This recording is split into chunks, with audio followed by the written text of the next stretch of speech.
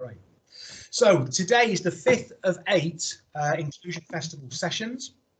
Really excited to be here with you, focusing on kind of creativity and inclusion. And we've got 4 amazing speakers that are going to share some fantastic content with you. The reason the National Development Team for Inclusion put this session on is because we're passionate about inclusion, and we're passionate that all people of all ages and all abilities and all races lead the life that they choose. So that's what we're about.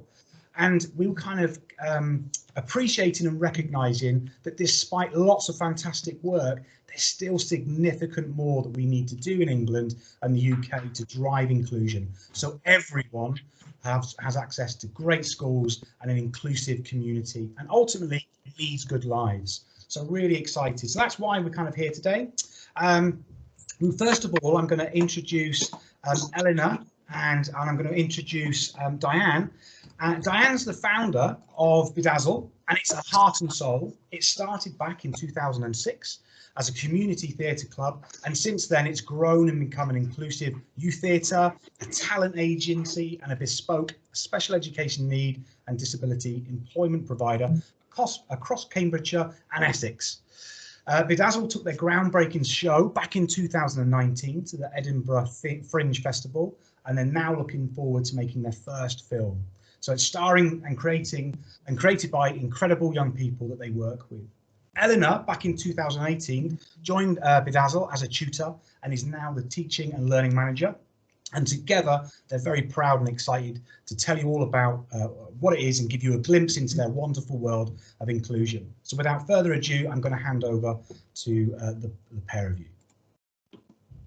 Thank you, Barry. I'm Diane. Thanks, Barry. We're really excited to be here. It's lovely to be here with you all. I'll just give you a few housekeeping tips to start off with. We're going to be sharing screen in a minute and showing a presentation. It includes a few short videos. So if you have a bit of a slow internet connection, there's a chance that it might freeze for you. But if you bear with it, the videos are quite short, and when they finish, hopefully it should all right itself. Turning off your camera can help if that happens. It might help if you've got a slow internet connection. There's going to be a Q&A session at the end, I think, after Colin's segment. So if you've got questions, note them down or pop them in the chat, and we'll have a chance to answer them later on. Oh, and we've got some freebies right at the end, so please stay with us. I'll start sharing screen, and Diane can introduce us a bit more. Well, we're all for a freebie, Elle, but before we get going, we're going to have a little icebreaker, perhaps a quick game about stereotypes. So if you can, grab a piece of paper and a pen or a pencil, or if not, you can probably just do this in your head if you haven't got one close to hand. And can everyone see the presentation slide here that says stereotype? Sure Yes, can. Yeah. Okay, great.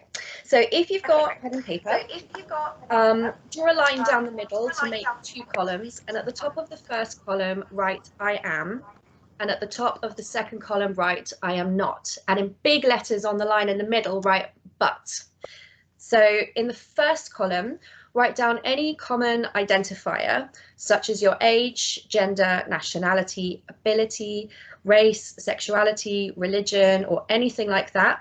And in the second, put a common stereotype about that group, which is not true about you. It could be positive or negative or neutral. So mine says, I am part Russian, but I'm not an evil spy. What's yours, Diane? Well, mine says, I may be from the north, but I'm not always eating pies and fried food. Lovely, and I'm from the south, and I am. So, we'd love to hear some of yours. Would anyone like to say some of theirs? We got any hands up? Anyone wanting to share their? You can unmute yourself if you're muted, and. Oh, Sam's got something to say. Great. Hi. Hi. Mine says, I am overweight, but I'm not lazy. Yes, I love that. Thank you. Thank you, Sam. I can relate.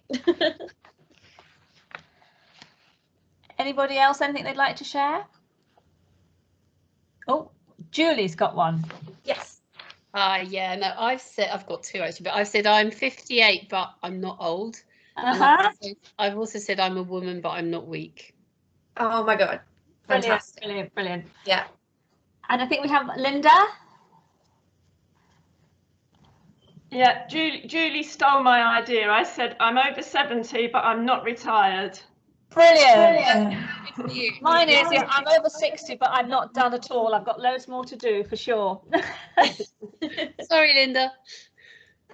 So a lot of our young people that we work with get stereotyped a lot, and I'm sure everyone here is familiar with this, as all of us here are here for inclusion, so we all understand what it looks like to be excluded and how much of that comes from misunderstandings and preconceptions. Yeah, and if you hear us overuse any word in this presentation, it's probably going to be unique. So actually, if you're having a cup of tea or any other nice drink while you're here with us, feel free to take a sip anytime you hear us say unique or one of its synonyms. So I'd like you to think about a unique young person in your life who has any form of disability. How would you complete this sentence for them? So one of the students that I work with, I would say he is autistic, but he is not antisocial. He's actually really social. He loves to engage the people that he likes. We're going to do this in breakout rooms. So if Rebecca could kindly pop us into breakout rooms, we're going to have about 3 minutes in smaller groups so that everyone can hopefully have a chance to speak. We'll be on a bit of a timer, so it might break suddenly mid-sentence in 3 minutes, and we'll all meet back here in this main room. So when you're ready, Rebecca. Yes, just loading. Thank you.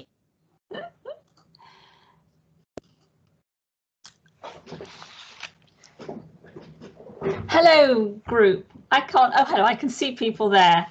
Can you hear me? So, excellent, thank you very much. So I suppose, as Elle was saying, if one of my students, I might say she's non-verbal, but she's not unaware of what's being said to her or about her. So have any of you got any things you could share with unique young people that you work with, where people have a stereotype view of what they're able to do or what they might be thinking?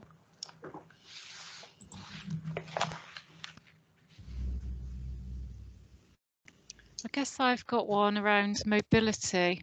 Okay, what's yours? Yeah, so where we'll have a student who's a wheelchair user, and he hasn't got an electric powered chair, so he does need to be pushed at the moment. But that doesn't mean to say that just because he's in a wheelchair, it doesn't mean to say that he can't get to places, he can't move around. Exactly, that's a really good one. Thank you very much. Has anybody got anything else they would like to share with our little group? I've got one, Diane. It's a young woman who I've known for many years, actually, who's a friend now, to be honest. And she has a whole list of labels, one being autism, one being ADHD, one being mental health needs, one being borderline personality disorder. She has a lot of labels, but and she's a mum, and she's a brilliant mum. That's brilliant, isn't it? Fantastic. How about anyone else? Any more for any more? Hello, Laura. Laura's popped her hand up. I have. Hello. Good afternoon, Hi, everyone. Laura. Hi. I can hear you. Yes. Oh, lovely. Fantastic. I'll just use my own lived experience of my son. He is neurodiverse and also terribly considerate. What he isn't is unable or disabled. Yes. Yes, indeed. I think this is going to be I'm really looking forward to what this whole sort of presentation is going to unfold, with the way people decide what other people can and cannot do. I think that's really important to explore that. Has anyone got any more suggestions for me before we zip back to the main group? Has anyone got any others? I mean, I work with a raft of unique young people. I've got a young person who is an elective mute, but that doesn't mean to say she's not able to express to me her needs, her wants, her desires. Oh, I have a little hand from Cheryl. Cheryl, what's yours? Hello.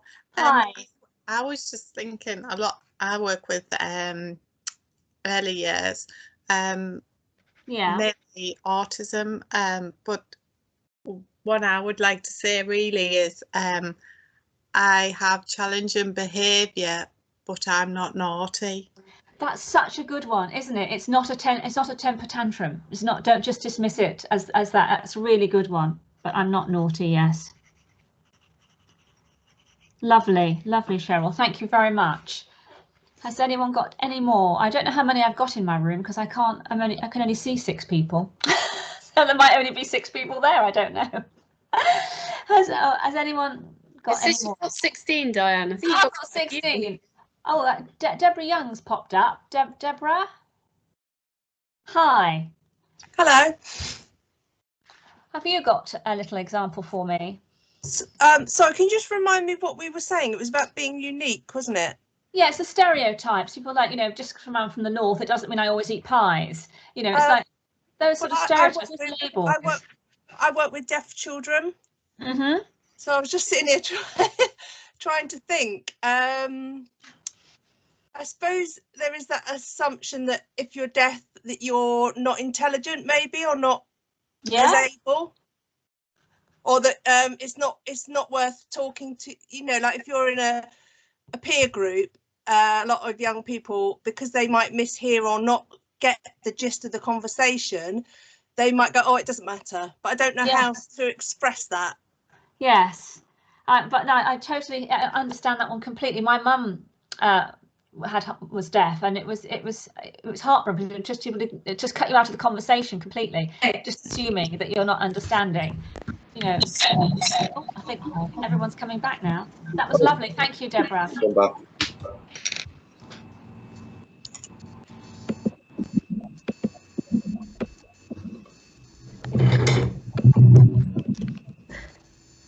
Hi. Hi.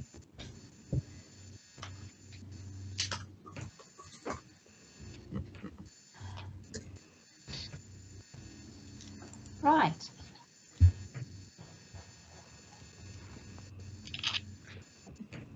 Thank you all so much for your contributions. I don't know about you, Elle, but we had some really interesting ones in our room. Yeah, thanks. So I just realised that I was muted.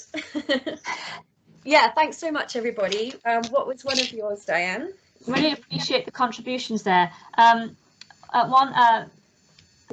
Work with a child that was deaf, but that does not mean they're unintelligent. That was often people being bypassed in conversations because people can't hear, assuming that they are not intelligent, was one of the ones we had. Right, yeah. Thanks so much, everyone. That was really, really fantastic. Can you see this slide with the timeline? Yeah.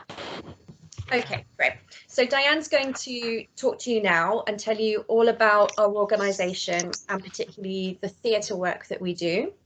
And then I'll come back later on to tell you about our education side and our bespoke programmes. Over to you, Diane. Thank you, Elle. Well, first of all, a little bit my background. I'm an actor, and for those of you of a certain age, you might remember some of the shows that I've been in. For example, Crossroads, Yes, Prime Minister, Brookside, The Bill, Coronation Street, but many, many years ago, numerous theatre tours and West End shows. But from Phil, although I'm on Phil's computer, our co-founder and I, Bedazzle's always been about creativity, about human connection, about emotional exchange. That's the kind of currency we deal in, valuing and celebrating the individual. Because as you will see, we believe talent is everywhere. So a quick timeline, 9th of September 2006, Bedazzle started with 12 students as a Saturday stage school. Bedazzle is one of those great words that sort of linked to one of the words that Shakespeare invented. And it means to greatly impress with outstanding ability or striking appearance. So that's us. We launched 2006. A milestone for us came in 2009 when Cambridgeshire MENCAP invited us to take over a little theatre group that was already established in Cambridge. And that was the birth of Bedazzle Community Theatre. That little group of 9 is now a fantastic, exciting group of 34. So it's amazing. Another sort of milestone year again was 2010. This is when Phil and I first began creating bespoke educational programs. We were working with Cambridge Regional College, Peterborough City College and SEND, creating individual programs for students that weren't being taught in a group setting. Now that was exciting for us. It challenged us to use our creativity in new and different ways, and that's just grown. So in 2016, Hannah joined us. Hannah is our head of education. With a degree in inclusive education, her expertise and knowledge is continually helping us develop and strengthen the Bedazzle education provision. A PhD degree. Yeah. Sorry. In 2019, we took our first show to the Edinburgh Fringe, I'm Non-Typical Typical. And here we are in 2021, we're not stopping. We've got a show at the Actors Centre in July and a film to shoot in October. So there are 2 faces of Bedazzle. So let me walk you through the performing arts offers, and there are 4. So I will start with the community theatre, which I've just mentioned. These run weekly performing arts groups in the Eastern region for people with learning disabilities. We're located in Huntingdon, Wisbech, Cambridge, Bishop Stortford and Chelmsford. These courses focus on musical theatre, singing, dancing, acting, having fun, keeping fit, and service users can access these courses as part of a day service offer. So here's, we've got a lovely picture here of, I like to think it's the guys in the band taking a break around the mic, just recording a CD, because our clients work towards shows and events, performing in the community with the switching on of the Christmas lights, or at disability awareness events, or we've done schools tours. We use Macathon signs and widget symbols in our classes to ensure that are accessible for everyone, keeping fit, learning together in a place where everyone feels welcomed and supported. Another offer that we have is Project B. This is a standalone program offering bespoke or ready-made workshops for people with and without learning disabilities, developing skills for work and disability awareness training. These are programs that are specifically curated to meet the needs of the commissioning partner, so they're really flexible. The most recently, in October, we were funded by the National Citizen Service to create and deliver a performing arts workshop for young people with learning disabilities in their final year at school. But back to our theatre company, our community theatre. The cast have the option to take LAMDA exams, the London Academy of Music and Dramatic Art. I think you can see there's a group there who are very pleased with their certificates. Students have taken over 600 exams, and we have a 100% pass rate, mostly with merits and distinctions. A community theatre cast also performing a fabulous showcase each November at Wester Road Concert Hall in Cambridge. This is a prestigious venue seating over 400. It's a sellout every year. This event brings together a cast of 90 community theatre groups in a spectacular showcase, and you've got a little still there from the showcase. So this is aspirational lifelong learning in action. We have other opportunities too. For example, we do a pop school, which is a great thing to have in the summer holidays. Guys choose their favourite songs, form little bands, record a CD, and then do a live show on the Friday. So it's one massive week of excitement. We have a residential, there's a lovely disco shot there of the evening. One of our guys is a brilliant DJ. So we have a lovely buffet and disco in the evening of the residential. And there's another still there of one of our shows. Now, lockdown did not stop us. Literally overnight, we grappled with new technology, and I mean grappled with new technology, and created an online program to ensure that we could keep everyone connected. So as lockdown continued, we changed our programming to create a place of togetherness, introducing guided meditation and yoga for well-being, and feedback from our students and parents have described our sessions as a lifeline. We've all learned new skills together during this time and have had a ball creating some music videos, as this clip will hopefully show you.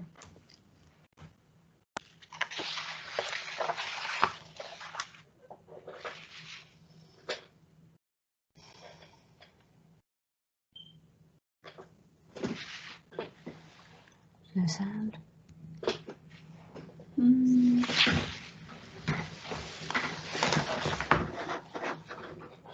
Nothing to do with me.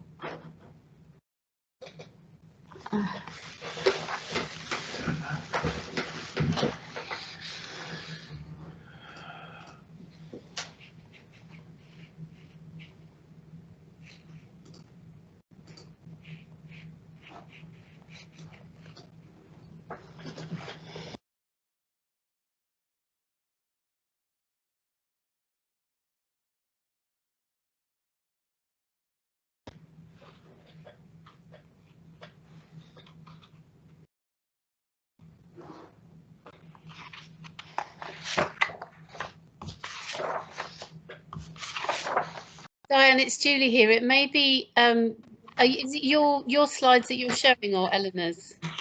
Eleanor's. So Eleanor, it may be when you go into Teams, you have to tick the box for the audio. Oh, I thought that I had done. It may Could be you that. not hear the audio? No. Oh, sorry. Let me just climb out of the slides and... I only know because I've made that mistake many times. Thank you. I'm sorry. I thought that I had done. Oh, could you not hear anything? I'll show you a very quick clip of it then, because it's much better with the music. If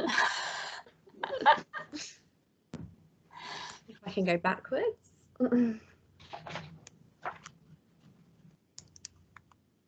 They forgot to silence me, didn't they? Sorry. But don't worry, Elle. This all worked really great in our rehearsal. Okay, just tell me if you can hear this time. Could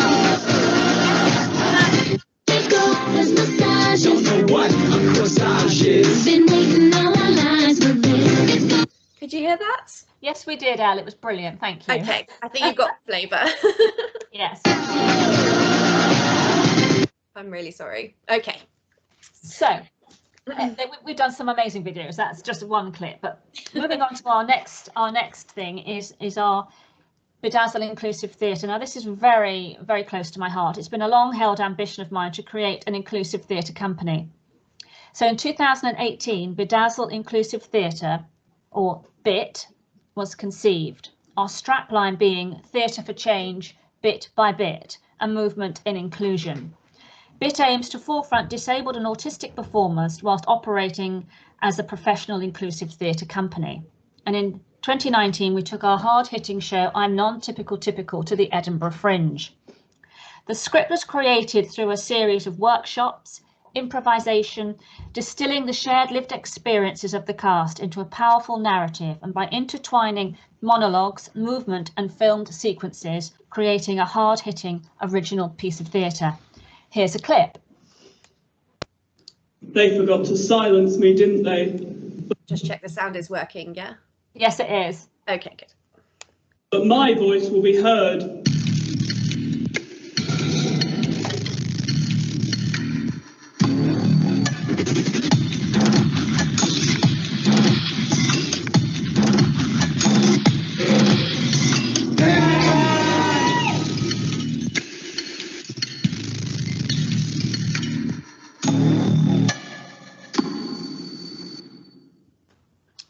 So the show received critical acclaim. They forgot to silence me, didn't I'm sorry, it's really hard to change slides without starting the video again. So we've got a 4-star review in the Scotsman, an outstanding in the Fringe review with best in its field.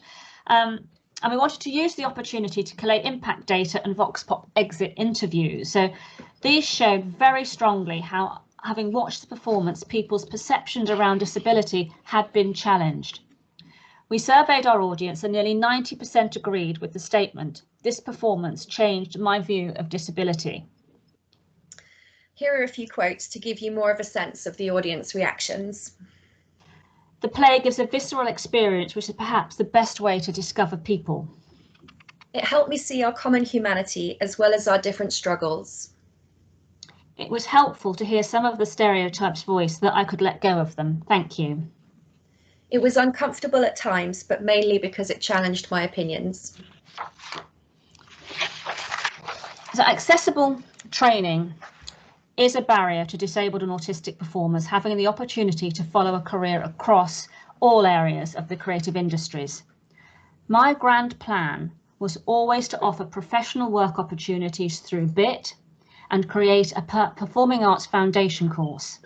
So the foundation course that we have established enables students to study at level 2 or 3, gaining OCR Cambridge Technicals in Performing Arts. This course is a pathway for those students interested in working in the performing arts industry and prepares students to undertake professional work, develop communication skills and learn to work inclusively. And we have a little clip here from the opening of our foundation course in September.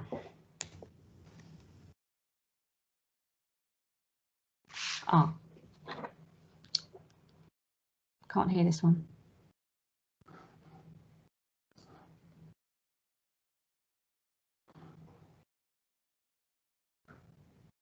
Eleanor, it's Barry. Just to let you know, we can't hear any sound on this one. Okay. I might need to, maybe every time a different video is shown, I need to share sound again.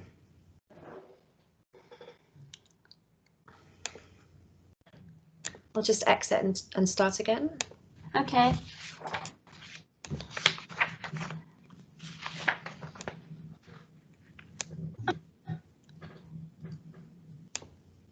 An arts group in South. You can hear it now? Absolutely. In Walden has launched a new training scheme encouraging more disabled actors onto the stage and screen. You might remember the Bedazzle theatre company. We filmed with them last year as they took a show to the Edinburgh Fringe Festival. People with autism and disabilities are still massively underrepresented in the arts, which is why the group is appealing for new recruits, as Emma Ball explains. New term and a new dawn for those setting their sights on the performing arts, helping to fulfill ambitions. It's like a dream of mine. I grew up reading books and I grew up watching, going to cinema every week, so it's been like a dream of mine. It comes after some at Bedazzle Arts took their show to the last Edinburgh Fringe, challenging preconceptions. It was amazing. You know, we got great reactions from our audiences on every single night. I'd like to think that we can get more disabled and disadvantaged people into the performing arts industry. Francesca is one Fringe veteran. She's just auditioned for a feature film. I was really excited and nervous, but you just have to read the lines, that's all. The Bedazzle course aims to build on skills already learned and help to gain new ones. It's received well wishes from the group's celebrity patron. To everyone starting the foundation course at Bedazzle, I send you much love and I hope you have the most glorious time. It's a tricky time at the moment for all of us, but this could be life-changing and I hope you have a wonderful, wonderful time doing it. What's different about what's happening here is not only are they training performers, but they're putting on their own shows and have created their own talent agency to make sure that people get into the world of work. That's what's been a bit of a barrier up to this point, really, I think, for disabled and autistic performers, is getting access to quality training by professionals, and that's a really important part of it, is enabling people to be seen for professional paid work. It's only early days, but already the work here is helping people to take their first steps into a life in the performing arts. Emma Ball, BBC Look East.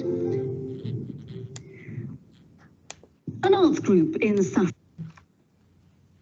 So, we have a proven track record in securing roles for performers with disabilities, including appearances in a film called My Feral Heart and in EastEnders. So Bedazzle students on the foundation course have automatic entry into our talent agency, Inclusive Talent, which supports all people to stand together. We're passionate about recognising the intersectionality of society and making sure that the talented performers we represent are representative of the diverse world that we live in. So yes, we are inclusive and we do know that talent is everywhere. So we're a boutique agency. We've got roughly 30 clients with and without disabilities, as well as autistic and neurodiverse performers.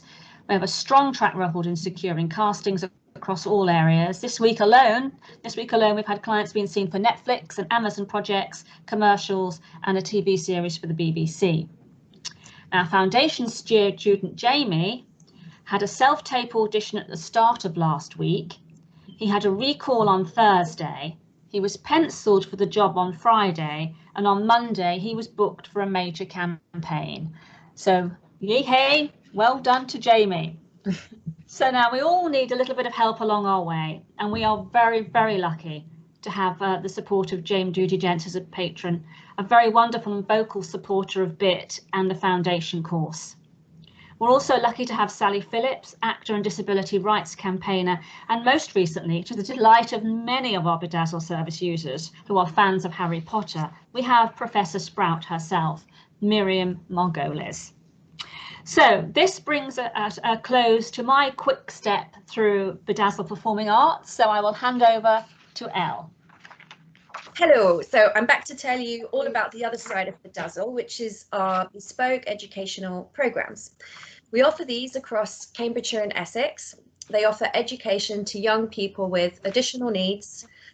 We offer individual tuition or group workshops. We often work one-on-one or two-to-one, so 2 teachers to 1 student. Our programmes are aimed to students aged 14 plus who are not accessing mainstream education, who may be at risk of exclusion or have special educational needs. We offer a broad range of subjects, including English and communication, maths, life skills, and work experience opportunities. These are all tailored to the individual, so every programme is unique. We're a registered exam centre offering qualifications in ASDAN, AQA, Arts Award and Trinity Performance exams, OCR and LAMDA. One of the things that we take great care about is how we match our tutors to the students that we work with, because that relationship is really important. Every student has a tutor team and a case manager. The case manager provides training and support individually to the tutors. As such, the training that we deliver is highly specific, relevant, and tutor-led.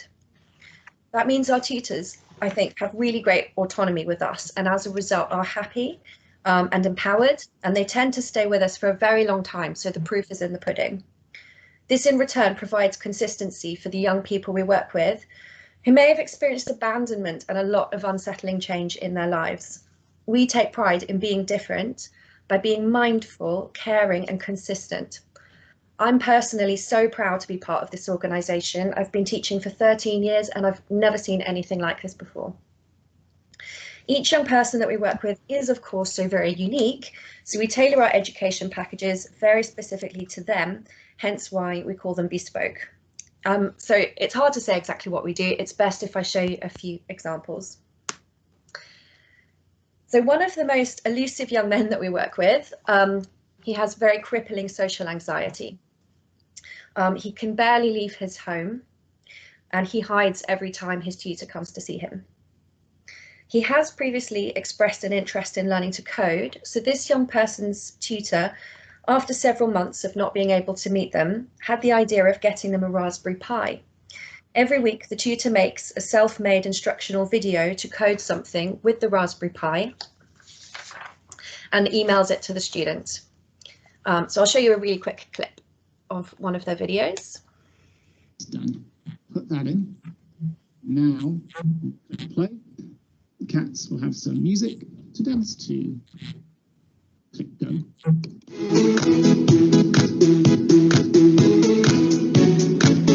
It's done. Put that in. Did the sound play? Yes, Al. Okay, I'm going to check every time. Yeah. I think that's the last video that we need sound for. This young person's mother says that the student loves watching the videos and he's starting to engage through sending questions back to the tutor. It might sound small, but it's really significant for this young person who struggles to engage with anybody outside of his immediate family circle. I think what makes the difference is that we persevere. Even if it takes months or years, we never give up on a person, we'll keep showing up for them. Here's someone very different who loves to be the star of the show.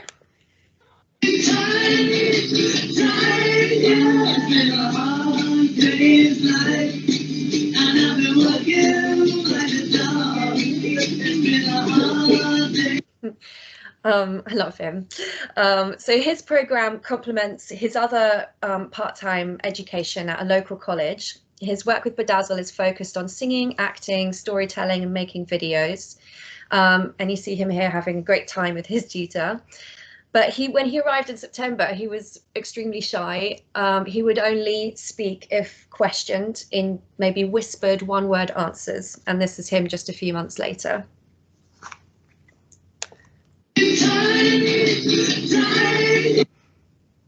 Here's a young man who really likes bicycles. So he's learning how to build bicycles with a tutor who has qualification in cycling. So he's gaining real employability skills in something that he's passionate about. This young woman loves cooking, so we're making a recipe book with her, among other things. Our teaching philosophy is to teach the whole person, taking into account their holistic needs, which, as you know, can be very complex. Many of the young people we work with have autism, so they can be hypersensitive and hyposensitive in unique ways and combinations. A big part of our tutor's job, therefore, is reading their learners' EHCPs and medical reports to help them understand the learners and what they've been through and how they might experience the world. Our programs are underpinned by pedagogy that overlaps with speech and language therapy. And in our work, we very often work alongside speech and language therapists, occupational therapists, physical therapists, educational practitioners, social workers and social carers, and other practitioners to help us meet all our learners' sensory, cognitive, physical and emotional needs. We didn't stop during the pandemic. We've kept all our education programs running. Whether this was in person or online was entirely up to the students and their families. We really rose to the challenge of adapting to the circumstances. We kept everyone safe by buying our own PPE and still providing these vulnerable people with the continuity that they deserve. In May 2020, we were interviewed by the Centre for Education and Youth, and I'll put the link to that article in the chat at the end of this presentation if you're interested in reading it. We're always looking for pathways out of Bedazzle so that our learners are prepared to keep moving forwards when their programs end with us. We aim to make ourselves unnecessary to them by arming them with the qualifications, skills and experience that they can use as they embark on their adult lives. Because lots of our learners come to us after they've struggled or maybe been failed by other school settings, there's a lot of apprehension and fear about traditional teaching methods. So we're very innovative and we meet learners where they're at and find ways of engaging them and making learning more meaningful. I'd like to show you some examples of the materials we use and give you access to some of them at the end. So this speaking box is for a semi-non-verbal young man. It's full of enticing and motivating materials to get him speaking. It's very personalised towards him, and he's got some chocolate coins in there. We buy fuller, louder sentences from him. Colourful Semantics is a strategy from speech and sorry, I'm speaking very fast. a strategy from speech and language therapy that some of you might be familiar with. It colour codes the parts of speech to help non-verbal and semi-non-verbal visualise and form fuller, meaningful sentences. We use lots of visual supports. They're very important for our learners and help give them more autonomy. For example, putting together their own timetable for the day. The zones of regulation is a fantastic framework to help people understand their own feelings and develop tools to self-regulate. Since using it with my students, I've started using it with myself. It's really helped this year. Here's a photo album that I'm making with one of my students. He's been really missing his life before lockdown, and his mum said he was looking at lots of his old photo albums. So I started making one with him about his life with us and all the things that we can currently enjoy doing together. And his different teachers have put messages in it for him that he loves to read. He sticks pictures in himself, and he likes to form colourful semantic sentences, labels for them.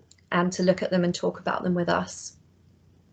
This is something we've just been doing over the last few weeks.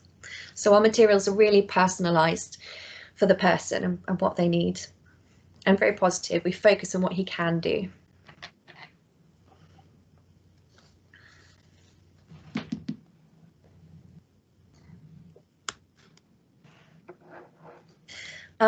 This is something I call can-do buttons. It's a visual display that we have hanging up in some classrooms.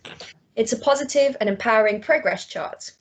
The statements at the top say, I'm working on, I'm getting better at, and I'm really good at. So the learner knows what skills we're working on with them at the moment. And as they make progress, they can move a button from one string to the next. You can clip them on with paper clips, or these are mini clothes pegs. It's really satisfying when they get to move a button over, and we make sure the last string, the one that they're really good at, is the longest string. So I'll put this URL in the chat, or you can take a photo or note it down, and it links to, I'll just show you, lots of these materials, so you can have them. If you're heads of schools or your teachers, feel free to share them with your colleagues. So you've got the can-do buttons. It's not opening right now. Colourful semantics and zones of regulation materials. In each of those folders, there's lots of things that you can print and use digitally. All right, we're about to wrap up with a little game using colourful semantics. So reading from left to right, this obviously says Elle is playing the tambourine. I'm going to give you 4 colourful semantic sentences. Can you guess the Disney film that they're about? So number 1 says, dogs eat spaghetti in a restaurant in the evening. Would anyone like to hazard a guess at what Disney film this is? Oh, Kenny's hands straight up. Is it Lady and the Tramp? It is. Hey. Has anyone got number 2? Evil lady steals mermaid's voice. Oh. Oh, Louise did, and then she. Oh, I think I'm still here. Little Mermaid. It is, of course, The Little Mermaid. Number 3.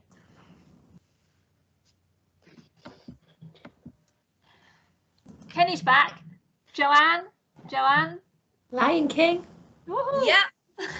And has anyone got number 4?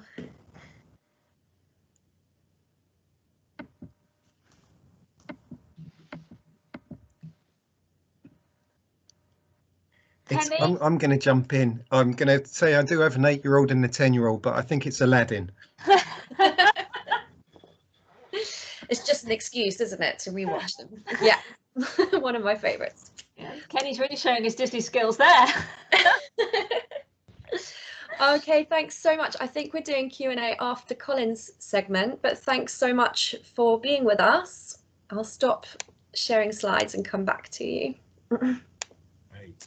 Thanks so much. Thank you ever so much, everybody. Thanks, Eleanor. Maybe I could kind of on behalf of the group say thank you. I thought that was amazing, really helpful.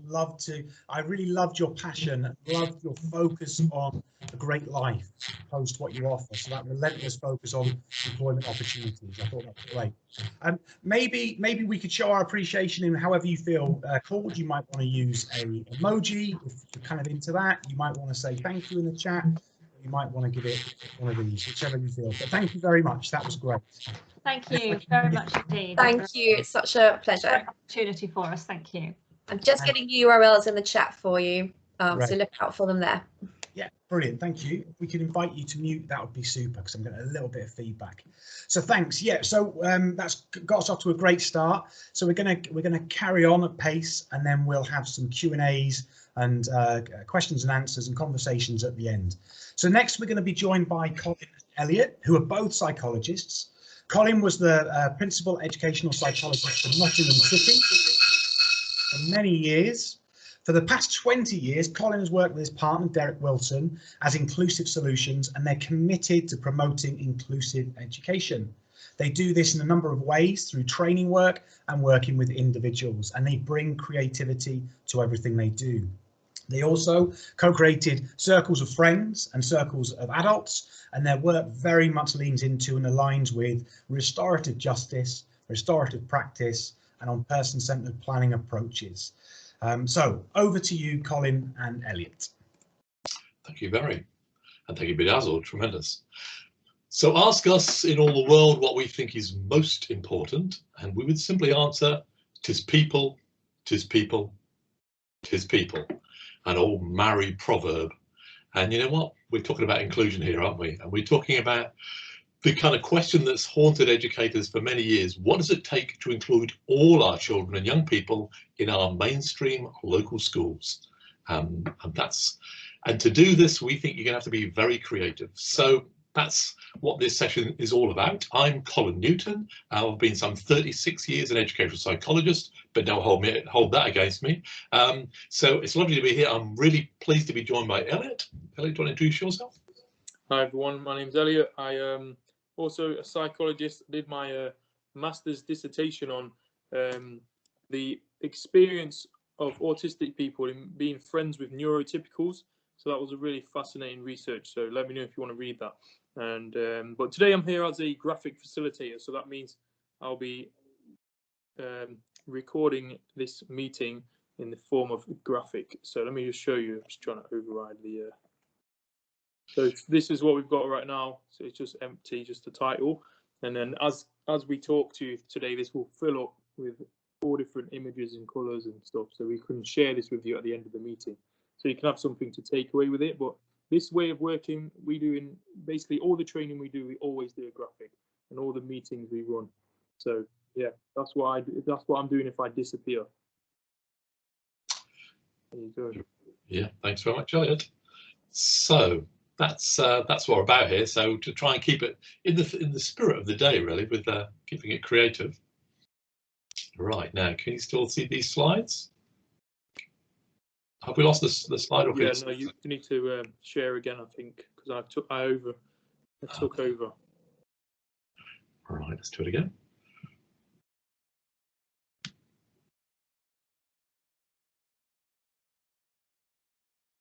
So, welcome everybody, and we know this is where it begins.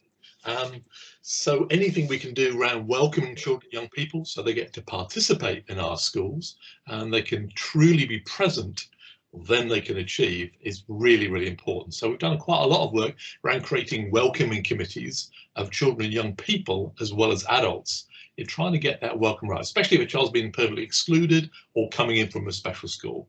So the idea of a welcome committee is our first creative thought for you for the day. As Elliot says, we always use graphics around our work. The keys to inclusion training work we offer around the UK, increasingly people are asking us to draw in the kind of mental health theme to that piece. So there was only last Friday we're doing work in Suffolk on the keys to inclusion, where kind of mental health meets inclusion. So and we like to talk about the keys to inclusion, which these are. And as you can see, they're not new keys, they're kind of old keys. And we like to take a fresh look at old ideas. And in many ways, as we take a look through these creative approaches that we're going to look through this afternoon, you'll see they are kind of keys to inclusion. So I have to warn you in advance, this will be a bit quick on the eye, but we're hoping you'll be able to follow up some of these ideas in more detail. If anything catches your interest, come back to us. And in fact, you could use social media to come back to us. Do you want to talk about these, Elliot? Yeah, of course. So we are quite active on all our different social media platforms. We have a large group on LinkedIn called Inclusive Education for All, which you might want to get involved with if you're interested in that, because we regularly post in that group. And yeah, please interact with us on Instagram, Twitter, Facebook, or leave us a review on Google or Trustpilot if you fancy it. Yeah, that's great. So if anything we say sort of strikes a chord, you want to share it in the wider world, please tweet it out there, post on Facebook, Instagram, or LinkedIn, wherever you want to go with it. That'd be tremendous. Can I thank those people who are keeping their videos up as well? That's really quite helpful, so we can see your faces reacting. Otherwise, you feel like you're talking to that very strange, the ether. Anyway, before we do anything else, we thought there was a couple of ground rules we should just get out of the way before we say a single word. So we always talk about sharing this space and what's the best way to do that with each other. So Colin right now is demonstrating the judge's wig, right? He's waggling his finger at you, he's looking down his glasses at you, and he's like, you're rubbish.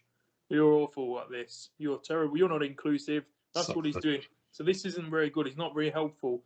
And we go into every room we go into with these judges' wigs on our heads, right? And we need to think about the way that we do that. So if we could all grab our judges' wigs, we're going to all remove them after 3, and maybe make a therapeutic shout as you take it off your head. Okay, 3, 2, 1. Oh, okay. Thank you. That's good. It feels a lot better already. It's an important point, this, though, isn't it? Especially if we're exploring creative approaches and you want to try something different, you're bound to make mistakes. Well, make your mistakes quickly and then move on. Don't be hooked up on judging yourself or judging other people. And please suspend judgment around some of the ideas we'll be sharing with you in this hour. Again, we might be talking about stuff that can bring up a lot of emotion. So just make sure, keep yourself safe. So if you need to turn your camera off and take 5 minutes, that's absolutely fine. Everyone will be totally happy with that. So just bear that in mind too.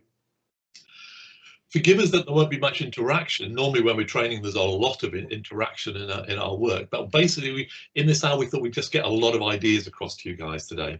And if you wanted to get further into the learning, there's plenty to read of our work. We've written books on the subject of inclusion. So this book is Keys to Inclusion. It's got lots of pictures and big print. What more can I say, really? And it directly reflects the keys. So that's a good place if you want to read up on some of these approaches. So that works better for you. You'll get all these off our website, inclusive-solutions.com. We've also used lockdown to put a lot of our training work into an online school for self-paced learning, so you can kind of sign up for any of these.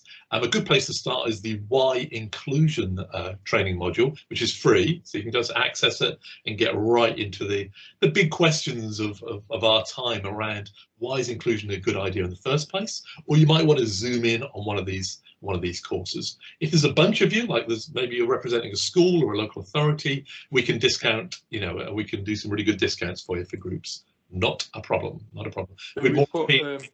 Sorry, continue, Colin, sorry. That's it, thanks. I was just going to say, yeah, we put basically all of our training on this online platform. It's taken a lot of work. So I think it's a really, really good resource. There's stuff on there about anti-racism stuff. There is a restorative justice work on there.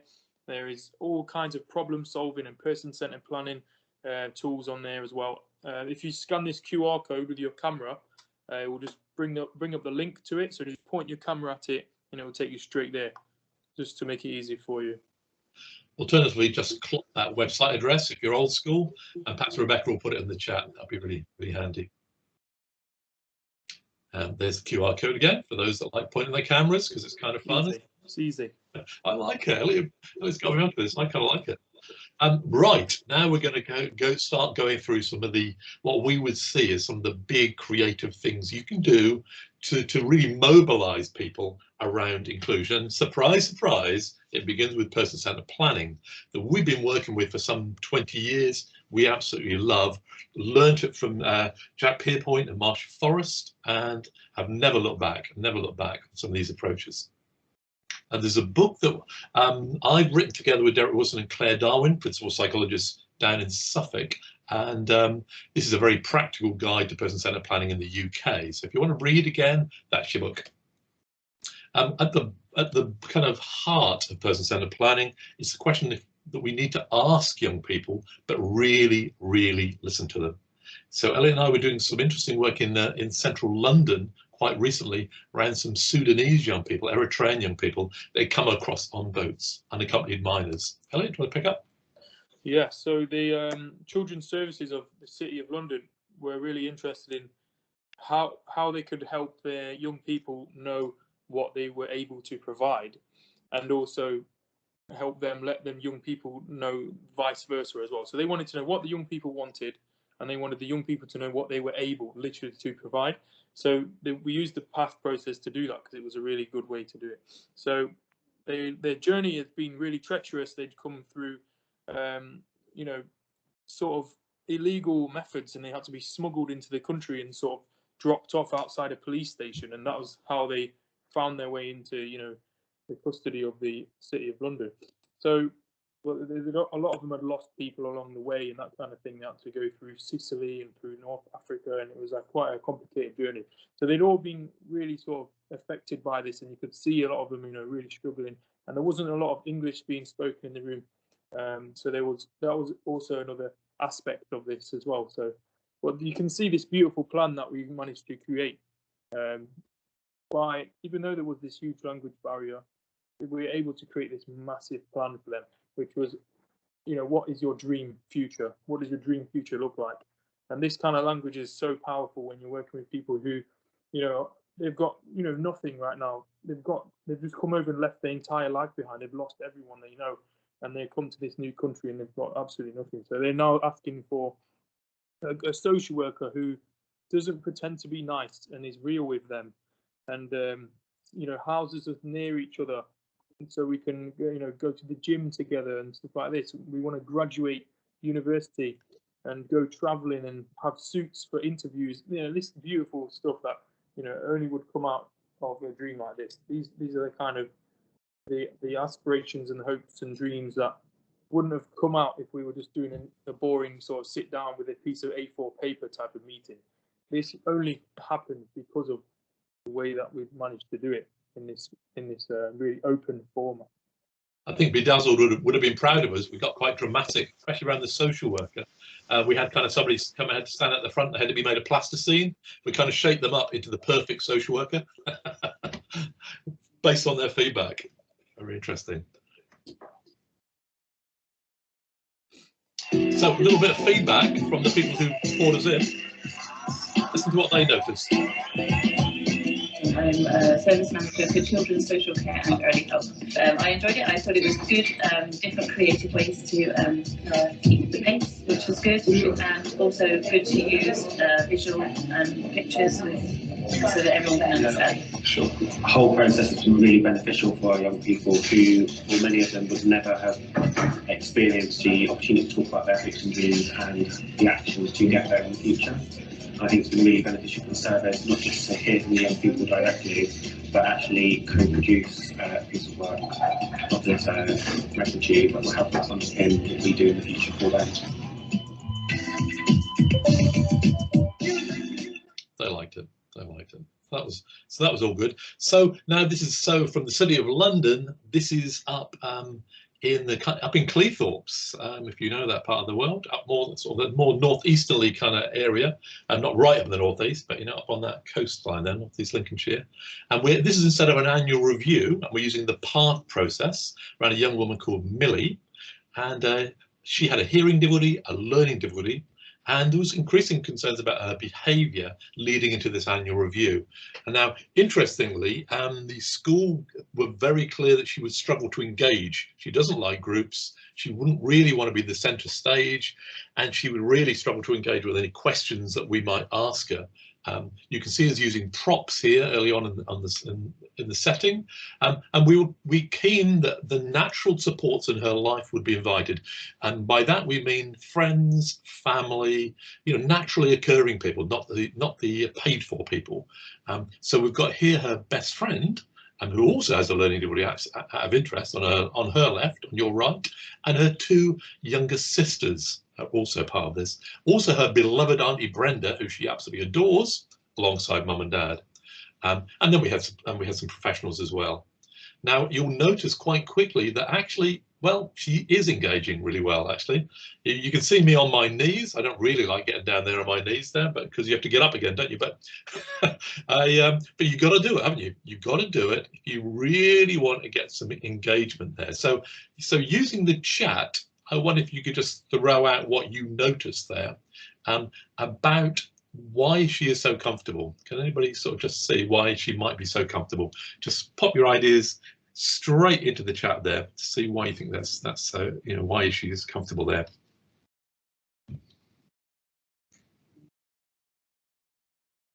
She's got a whole support network, exactly, her support bubble, there, definitely. People she knows and cares about, totally. I'm at her eye level. I'm using the magic wand, you know, and the magic wand is kind of important. Absolutely, people care about her. Yeah, absolutely right. Absolutely right. She's in control. She's voicing what she thinks. There's no paperwork, no table getting in the way. Absolutely, she's totally at the heart of things, and she's being listened to. She feels safe. She feels welcome. Feels trust. Has friends, family, and she's having fun. Very good, very well spotted. And you'll see she continues to be engaged as we carry on here, which is beautiful. The question out of interest was simply, what did she dream of? And I'm just probing and I'm exploring it further. And mainly it's about sports, you know, running, riding, playing hockey, playing football. As we go along with the plan, the special needs coordinator suggests that next year maybe she could coach football in the school. Fantastic. The parents have got a big question about which secondary school does she go to, the sports academy or the kind of special needs kind of orientated secondary academy. By the end of this, it's totally clear. It's going to have to be that sports academy. She adores sports. And now when we get to the very end of this process, and we were asking for some kind of final reflections, I'll just spin it forward a little bit here. And we kind of like to end with some kind of closing words. Mum started to cry, quite obviously crying. And Millie's going, well, why is Mum crying? Well, interestingly, before the meeting, Mum had said, you know what, meetings at this school, they're always a battle, always a battle. And interestingly, before Mum arrived, the school had already said to Derek and myself, you know, this Mum here, it's always a battle with her, always a battle. But on this occasion, it didn't feel like a battle, I guess. Maybe we were just, well, why do you think? Why do you think Mum was in tears and didn't feel it was a battle this time? And again, use the chat. What do you think made it feel so different? Not to the point of bringing tears out in Mum. If you know, what's your reflection on that? Pure relief. Very good, very good. Because her daughter was respected and listened to. Absolutely, absolutely. Millie was at the heart of this discussion. Absolutely right. Again, absolutely right. Yeah, Andrea gets it because it was real about her daughter who was engaged, listened to. It was a level playing field, not just the professionals dominating. It didn't feel adversarial. Absolutely right. Being heard, feeling trust, focusing on what really matters, listening to her daughter, taking an interest in her own future. It wasn't all negative, absolutely, and being able to connect properly with people who cared. So there it is, really. It's a very positive process. The path process, the maps process, both of them equally. If you've never heard of them, these are interactive, they're very person-centered, child right at the center with their friends, right at the family. And people have put in more comments as well. Everybody cared. People are interested in their daughter's dreams. Yeah, it's just very rich. And there it is. And there's the path.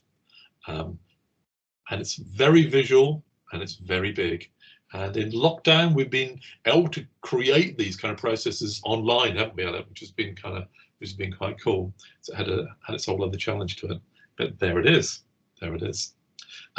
Another use of person-centered planning, and in a whole different part of the world, it was use of the map process. We did this down in Kensington. You know, the awful Grenfell Tower, this horrendous tragedy with all those people got killed in the fire on the Grenfell Tower. Well, we were privileged to be approached by by the psychology service of Kensington and Chelsea. Would we work with two of the primary school teams, their staff teams, who were kind of recovering from what had happened in the aftermath. And you can imagine how it's shaken their communities. And we're sharing this with you, not to kind of just show off about what we were doing, but really just to say, this is how robust the process is, because we used exactly the same process as we might use around a young person and a family, but instead we used it with the whole staff team. So here's what it looked like. Here was the map for the staff team of this large primary school, one of the large primary schools at the base. And at the base of the Grenfell Tower. And you can see the story so far we track. In fact, Elliot, could you take us through the steps of the map? Because people will probably be interested. Yes, so I've just posted a link to a video which literally goes through the steps of the map. So save that video, don't watch it now, but save it for later. For both of the path and the map, there's two videos. Cool. So the steps are, we start off where we define a map. So what is a map? Obviously, you know, it tells you your destination, where you do and don't want to go.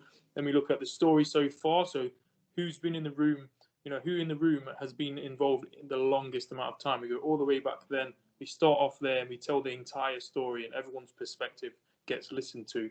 So we're all on the same page and we're all up to date. Well, that's the story so far, but it's not where it ends. So then we look towards the future. We look at our vision for the future, where we want to see ourselves there, and what we see for ourselves in the future. What we see, you can do it around an individual, around a team. So if it's around an individual, what you want to see for that person in the future. Then we look at the nightmare, like what we really, really don't want to see. What would be the worst case situation? Let me just really briefly touch on that in the bottom right corner. And you can see it's bricked in by these value bricks, which are the most important underlying values of the vision or the dream. And that's holding the nightmare away. Then we look at like who are we as a team. You kind of think about metaphors for who we reminded of. And then we look at our gifts. What are the gifts in the room? What have we got to offer each other? And we look at like who do we need in terms of people who want to be on board, and strategies for taking us towards the actual dream. And then we finish with actions. So who's going to do what today, tomorrow, this week?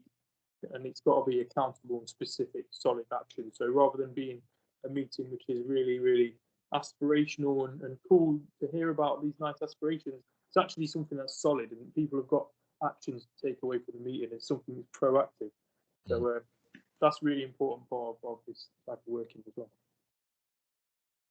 Yeah, it's powerful, isn't it? It's powerful stuff. So you can do it for a child, for a young person, for a family, or in this case, for a whole team, a team of professionals. But it could be any team, really. Interestingly, some services have been interested in learning about the MAP process, thinking about children and teams returning back to schools, which is quite interesting use of it. You can think how relevant this is also in the world of kind of post-traumatic planning. You know, if a group or family have been through something very traumatic, telling the story, hearing the narrative, and then thinking about the dream is a very powerful way of containing the story and thinking kind of about the future.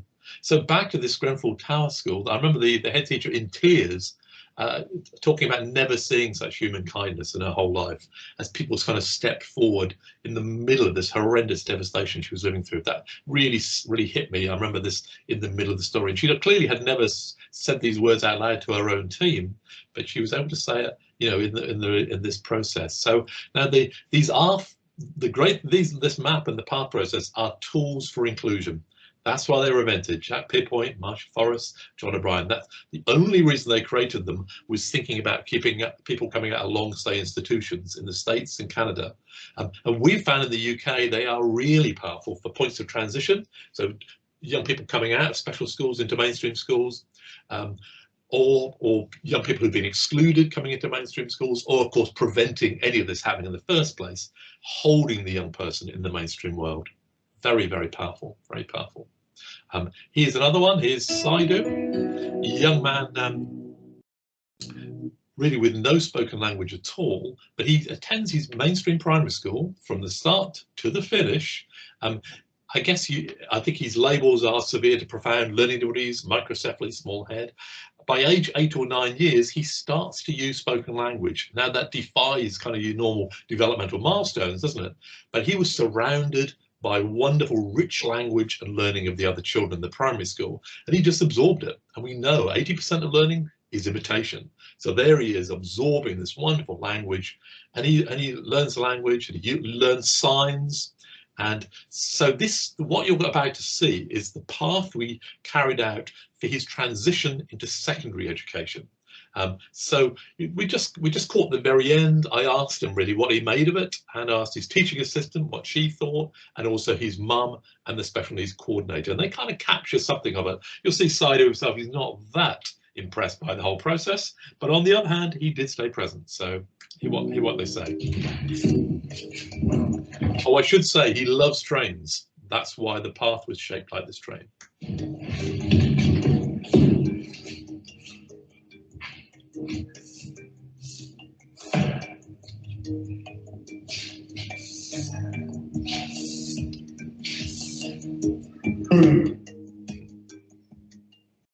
So, you just had your path there, Saidu. What did you think? Do you like it? Have you enjoyed it this afternoon? Yes. You enjoyed it this afternoon? Yes or no? No. Not really your thing. Why haven't you enjoyed it? The biscuits are nice. No, Biscuits not are even really biscuits. nice.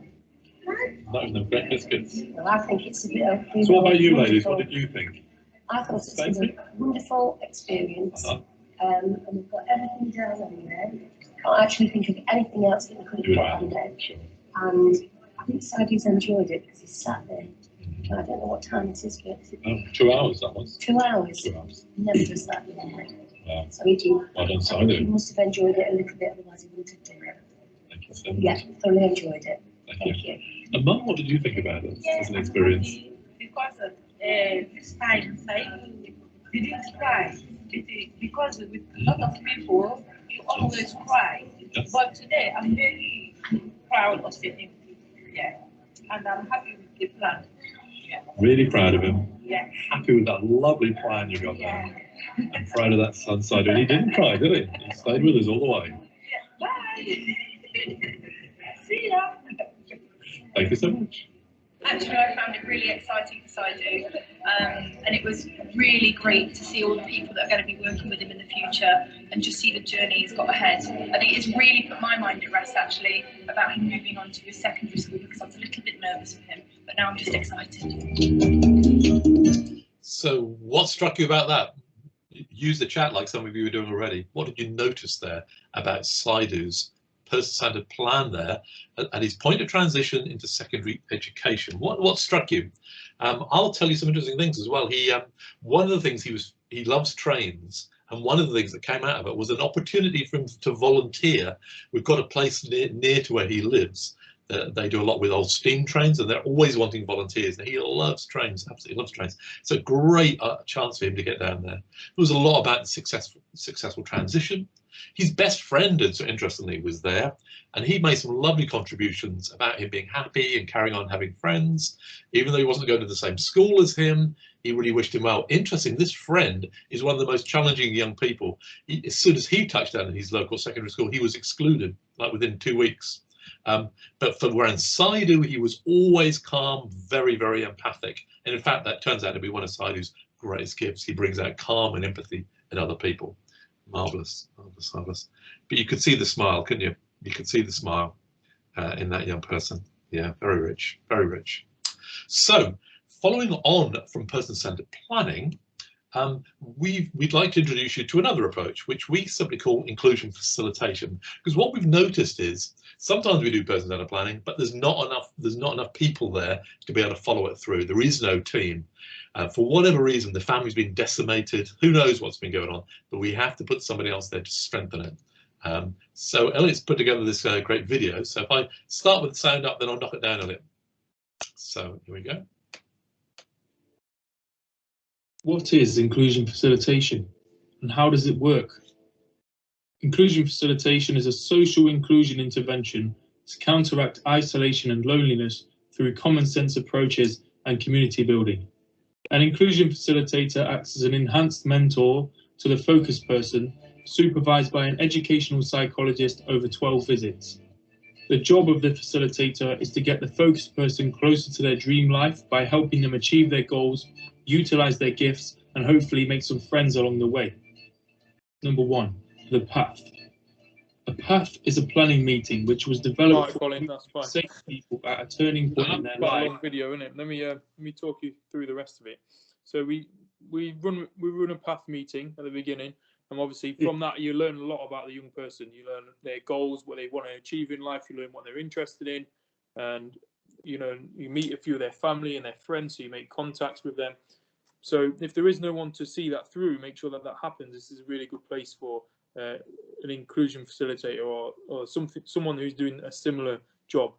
So what you want to do, one of the things I usually do is I'll research the local area, and we're thinking about community mapping. So that means we're looking for the places where the young person's are going to get the most a good welcome, going to get a really good welcome, and where they're most likely to meet people with similar interests and we might be able to develop or nurture a friendship with, because that's what we're really thinking about here, is friendship. And friendship is something that's so delicate, you can't force it, so you've got to be really careful around that with any young people. You got to work with what you have, right? So the people around you, if it's got, like this young man here in the video, he's one of this young man's PAs, and he was really, really good. And he knew the local area really well, and he knew that there was like this little gaming cafe that did Dungeons and Dragons, and he knew someone that worked there. So he got this young man I was working with and his mates to come together to go to play Dungeons and Dragons together after school on like Friday night. Instead of just them all going home to their separate houses and not really seeing each other outside school, they were able to do something really fun and inclusive together as a little circle of friends. So that was really cool. And it's that kind of thing. You're utilising your local community, utilising your resources that you have available. With this type of input, it's always important to think about when you step back, what's going to continue happening. So if you can make it something that's a regular occurrence, like every Friday or every other Friday they went to play Dungeons and Dragons, and that was something that I knew would continue because they loved it so much after I stepped back. So that's really important to think about that as well. Also, the last kind of thing that I would like to mention is the subtleties of intentional relationship building. That's what we like to call it. It's a very delicate process, a very delicate thing to do, and you're not really trying to force people to do anything. You're sort of just putting people in the room together and seeing what works, seeing what sticks, and seeing who vibes with who and who gets on or who doesn't like each other. So you kind of just got to just create the situations and water the plants and wait for them to grow. That's all you can do. So yeah, it's a really interesting kind of work, and it's an ongoing process, and we're learning about it all the time. So, but yeah, let's definitely reach out if you want to have a longer conversation about it. It's such an interesting challenge, isn't it? What do we do to encourage and nurture social inclusion and friendship without screwing it up? And we're really good at screwing it up in schools, aren't we? The moment we pull kids together in ability sets or kind of negative kind of grouping, label grouping, we've got a problem, haven't we, really? So anything we can do to kind of get inclusion correct. And I think that's why I use this word facilitation, really. Kind of what does it take to facilitate, not make out. We can't force friendships and relationships to happen, connections, but we can facilitate them. So that's definitely in the mix. Probably time for us to declare our hand on inclusion. Sometimes people like to ask us, how far would you go with inclusion? And particularly inclusive education. All your years chipping away at this, and there's been, 20, 30 years of chipping away at trying to make our schools more inclusive. How far would you go? Well, I think we would simply say, well, all means all. If we're serious about this, all our children should be in our mainstream schools with whatever support that requires, with the funding that's all locked up in special education, and there's a lot of it, diverted into the mainstream. So the people at the front line have all the flexibilities they could possibly need, and that there is enough provision and support and flexibility in our mainstream schools to make this happen. And I guess I would say that's a dream, just like Martin Luther King in this video. That was his famous dream, wasn't it? And they were his words, actually, weren't they? I have a dream. He didn't say I have aims and objectives, or I'm going to do this, my little tiny steps, or anything like that. He just said, I have a dream. And I think when it comes to inclusion and inclusive education, well, that's very much where we are. We have a dream, and that is that all children will be together, and they will all belong. Elliot? We're really serious about that, and that's something that we've got into, a lot of debates around over the years, because yeah, we do think everyone should be in mainstream school, and all the funding should be going to educating the teachers of these mainstream schools and the staffs, and upskilling the staff in these mainstream schools so they can deal with these young people that are going to their schools. So, but all means all, it goes beyond disability. This means all the protected characteristics we're talking about. We're talking about sexuality, we're talking about gender, we're talking about race. This is absolutely everyone being educated together and growing up together, and this massive experiment of like multiculturalism. Hopefully that can work one day. Hopefully we can get it right, and we got to just keep figuring it out. And we all know it's like a work in progress, right? So that's what I think. Yeah, anything that's positive, that listens to people's perspectives, I think it's really, really useful and can help us along the way. And we know the stakes are high, and they've never been higher, have they, really? Never been higher.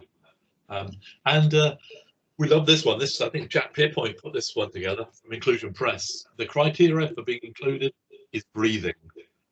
And in little letters it says with a respirator if you need one. Now, interestingly, my wife is a head teacher of a large primary school in Nottingham City, and she had a girl there with Down syndrome who died of sepsis. And I tell you, that school team wrapped themselves around that little girl's life and death like no other. Very impressive, very impressive. So even to the point of death, we should be talking about inclusion, shouldn't we? And getting that right. Just because we know maybe a child is going to die doesn't mean they should suddenly be in a special school. Why shouldn't they be able to die among their friends? You know, which is kind of what we want for any child, wouldn't we, really, in the most comfortable fashion. So that's been, you know, it might seem a strange expression to use, but to be able to breathe, to be able to be there, then we knew we'd be on the right track, wouldn't we? We did that, really. And yet at this point in time we are segregating like we've never done before. I don't think, really. Our special schools are full. We've got alternative provision we didn't even have before that's full. We've got young people out of the system completely. We have a massive inclusion issue, so we better get creative, haven't we? We better get creative. So pressing on, we have some more creative approaches for you.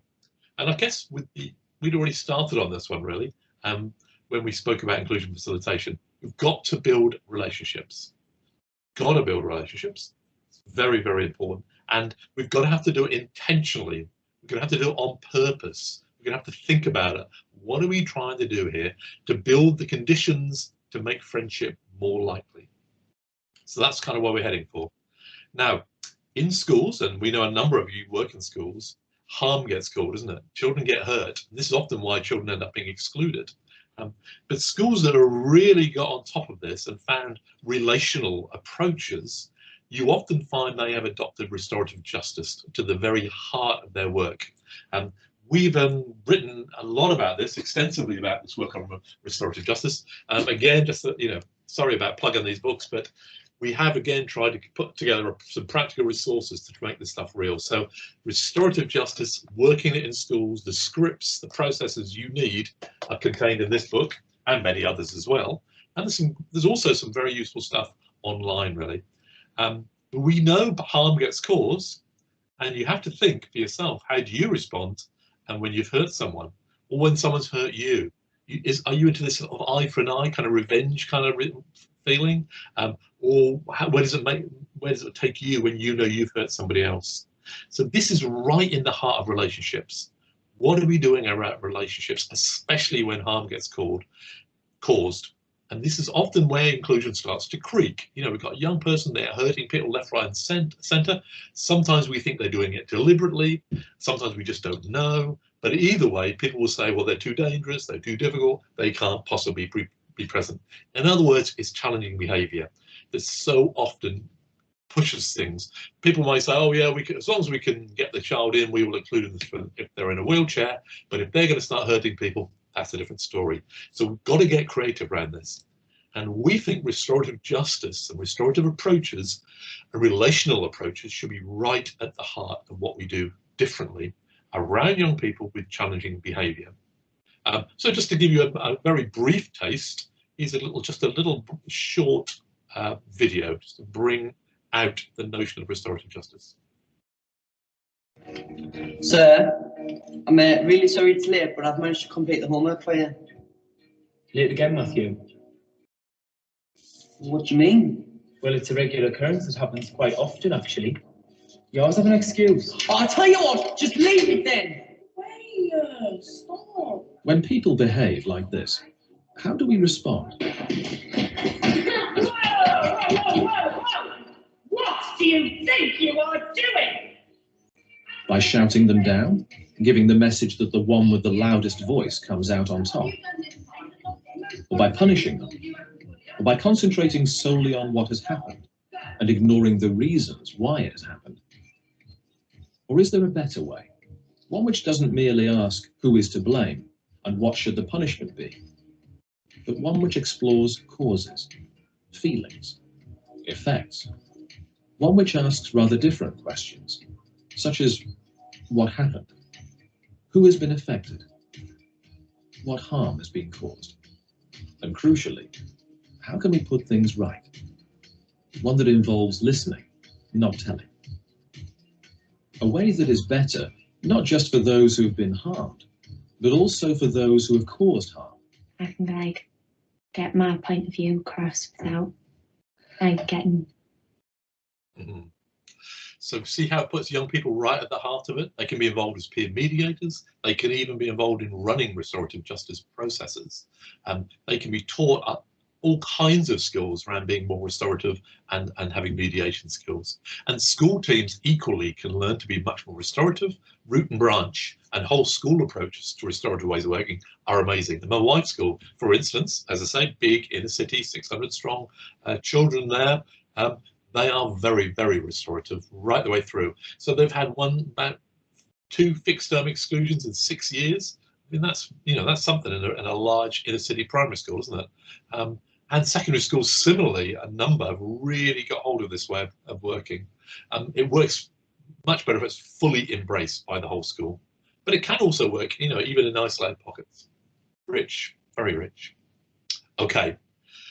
Well, I told you we were going to be fast on the eye there, so there's a quick taste on the restorative justice there. We'd now like to move to the next idea, which is circles of friends. Now, we have spent a lot of time.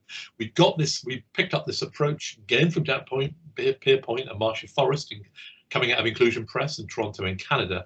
But we spent a long time embedding this across the UK through training, through encouraging research, through working with psychology services up and down the UK. Most people now have heard of it. So again, and we wrote a book some years ago now, but I have to say it's probably our best-selling book, actually, Creating Circles of Friends. Not a week doesn't go by when we sell a few copies of it. So if you haven't seen it, again, it's a very practical step-by-step approach to a lovely approach, which is so simple at its heart. It's simply the lovely idea that you recruit a team of young people from a child's peer group.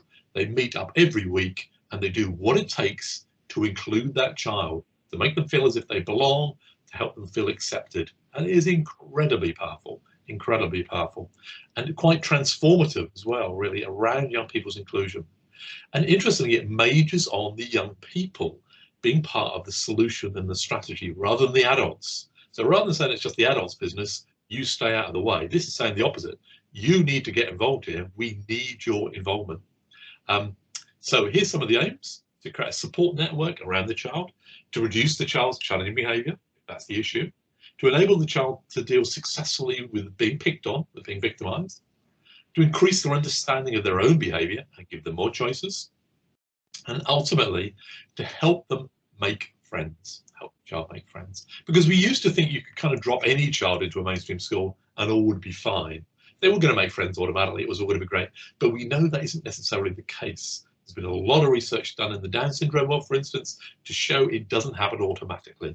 Sometimes we have to do something intentional, purposefully to make sure that inclusion happens and that friendship kind of builds. So, Ellen, perhaps you should tell us about Holly as an example, a live example. Yeah, so Holly is a young lady I'm still working with at the moment, and this was her when she was a lot younger than she is now, but these two friends were from primary school. Then when she left primary school, they kind of fell away. They didn't really speak that much anymore, maybe once a year. So in secondary school, she's finding it really difficult to make friends. So we got involved and set up a circle of friends around her, and they've been doing all sorts of things together. They've gone on little boat trips, they go shopping together, they go to the cinema, to restaurants together now, outside school as well, which is really, really cool to see.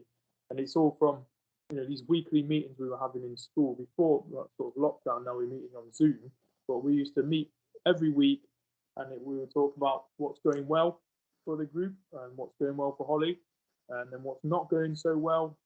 What's Holly finding difficult right now, and then ideas or actions from the group themselves. So I'm literally just a vessel. I'm just helping them communicate their ideas, and you get.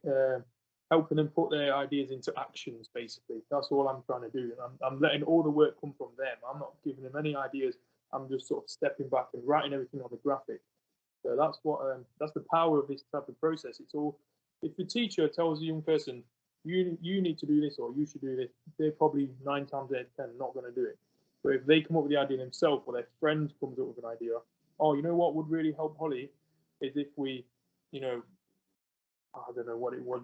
I can't think of an example right now, but it's much more likely to happen if the young people come up with it and give them. It's like the peer group. You know, they're so powerful, and we should utilize them in all situations, really.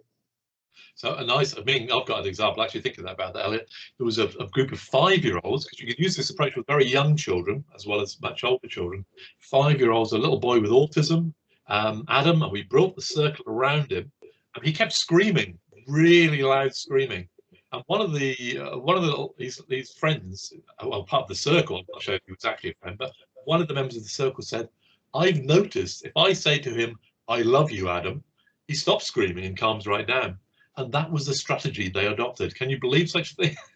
So as soon as this lad started screaming and it was loud, two members of the circle would approach him and say, "I love you, Adam." And it had this amazing effect. Now, as Elliot says, if I or the teacher had suggested this to these children, they'd have looked at us like, "What? What do you mean? Say I love you, Adam." I'm not doing that. But because it came from them, they followed through on it. And very powerfully. Very powerfully. Now, this circle is a much older circle. These are year 11s. This circle has actually been meeting for probably 2.5 years by the time you're seeing it now. So it's kind of a mature circle. It began life around a young person. I'm going to just freeze on that young one with her tongue out because she's pretty crucial in the story.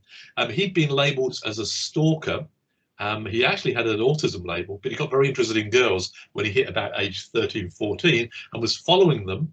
One fateful day he gets into this girl's car. You can imagine how that went. The dad absolutely lost it, called the police. The boy's out on an indefinite exclusion, completely illegally, but they didn't know what else to do. The mum saw us talking about a circle of friends at a conference, asked us to set up a circle.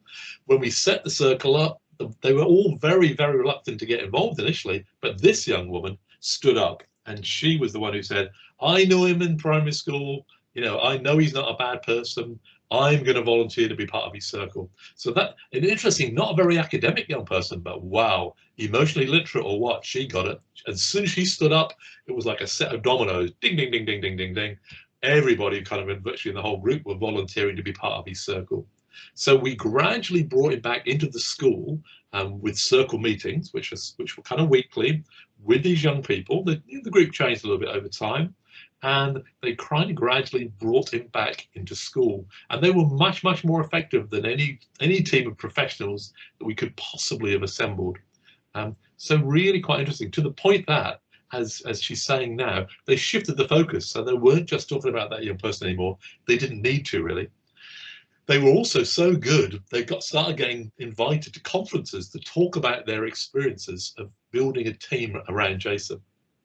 And they noticed they were making people cry. In fact, they came to a conference in Nottingham and I had to interview them kind of live. And I remember looking across at the whole audience and everybody was in tears. It was just so powerful. It was so ordinary at one level and yet so powerful at another. So I'll just zip to the end here. This is quite interesting. So just watch it from here to the very end and listen to this last young man's comments. This is Jason. About yesterday, but apart from that, I think that we are progressing. I really haven't looked at how far we've progressed, but as I've heard, we've progressed very far, which is the best thing. It's been great helping Jason, and you know, I enjoyed the conference because it made me express my feelings, I suppose, to helping Jason and what I feel. Don't express. Making me forget what I was going to say. Where's the proof? Does it all have?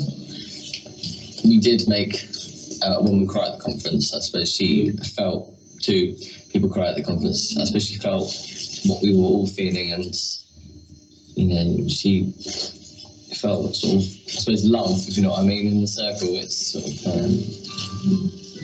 of caring. And yeah, that was a 15-year-old talking among his peers about love in the circle. Now, you just think how unusual is that, to feel safe enough in a secondary academy to talk about love in the circle. It's such a good reminder, isn't it, that young people go to school to be included by the other young people. They're not interested in the adults, it's the other children and young people that they're interested in, isn't it, at the end of the day? So if we can mobilize them, amazing things can happen around inclusion. Now that young man, I can tell you, because it's some years ago, as you can tell from the graininess of that video, he went to university successfully. Interesting, a German teacher had also been very inclusive in her practice. He studied German at university. How interesting is that? And not only that, he's now married. He's now married. And that's all he ever wanted, really, was love. And he kept attaching to these young women and getting into difficulties over it. He just wanted to be loved. And so the happy ending of that story is just that, really. It's just that. We could talk all day to you about circles of friends, but we need to press on. Now, our next creative approach would be whatever you can do to build an inclusive community.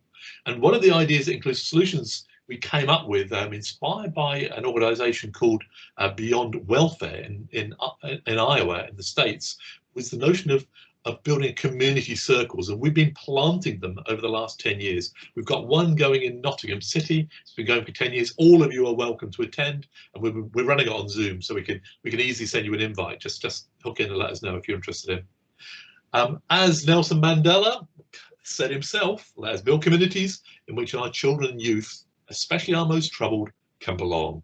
And isn't he so right? Sometimes this work goes beyond what we do in schools. We've got to think bigger and beyond the system of the school or the local authority and our services, and dip into our communities and see what we can create. One of the ideas with our community circles was literally to gather people from the youngest to the oldest in community circles, inclusive community circles, and gather people to exchange wants, needs, and offers. And that's exactly what you can see us doing at the back of a pub. Remember pubs? Pre-lockdown days, and that's what we've been doing in various places just to do that. So we can say no more than the power of that connection has been really, really powerful, really, really powerful. Because time is chasing us. Right, so now we're on to the next creative approach, which we believe is this one, really. The importance of problem solving together in creative teams. So really kind of crucial key, this really. And we've, over the years, been inspired to develop a range of approaches in here. So first up was solution circles, which we got directly from Jackie Marsha and John O'Brien from Canada and America. But then we've created insights and solution circles and circles of adults. If you want to read, again, we've got a lovely book here, the Circle of Adults book, which we commend to you. Lots of pictures in it, nice and visual, yeah, and very practical step-by-step guide. We'll just take you through a couple of them, just to kind of bring them to life. So Ellie, could you just take us through the steps of the solution circle? So we, the problem presenter will get, I believe, 5 minutes exactly to speak about their problem and tell us all the information they can think of about whatever the situation is, the problem that they're stuck with, and that will all get documented on this graphic.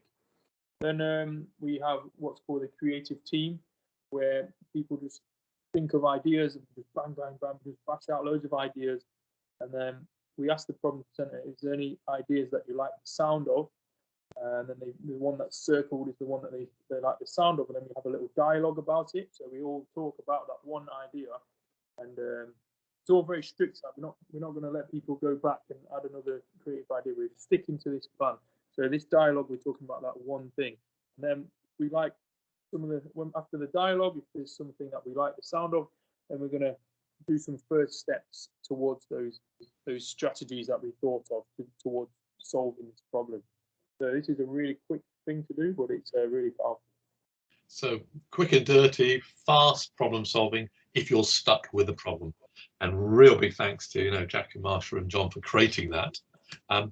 This is the more, we're missing out insights and solutions, but the more in-depth process that we came up with, drawing on the wisdom of psychologists, as well as the kind of work we've been doing around person-centered planning. So inspired by the work of Inclusion Press, but also work going on in social work, actually. Supervision in the helping professions, fantastic book, allowed us to come up with this approach. Now picture it's a group of people assembled, could be very multi-agency, or it could be within a school, just within a school. And the more diverse the group, the better. And the idea is you just go around these steps and you explore each of these in detail. You go deep, and this is a great way, again, of understanding challenging behavior and coming up with strategies that really make sense around those deeper understandings of behavior. So could you just take us through the steps, Elliot, please? So we would have, again, a problem presenter, and they would give us all the information about the problem. And then we would go towards explore relationships. So we'd think about what it might be like if you were stuck on a desert island with this person. We would look at what a fly on the wall might see if you were stuck on the desert island with this person. And we think about all the people in this young person's life, all the relationships that are going on.